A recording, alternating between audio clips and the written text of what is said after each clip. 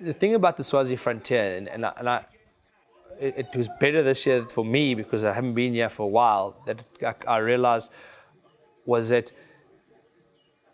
all the people that I've met, there's like a bit of a check. They know why we're here. We're here. This is tough. This is like, oh yeah, we're gonna see. I'll see a guy in Durban or in Joburg or wherever I live, and I'll see, you did Swazi. Oh yeah, you did Swazi. Yeah, jeez, you got up that hill. Or did you try to get up here? Oh yeah, there's like talking points. So when you're in the bar and you're having more tequila, like we often do with all the guys we with, all that.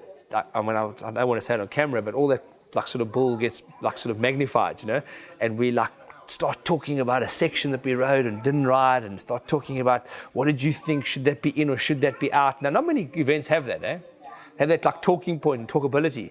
So coupled with good people, hey, you just got so much to talk about, and it's just everyone's just chatting and about this and about that, and then they're having more tequila and more beer, and then like tonight, I'm saying, but it's just inspires lacquer mountain bikers to come together to ride an event. Now, and that's what Brett's tried to do, and Les is with him, ride it all the way, and I think they've got it right. And they mustn't change a thing.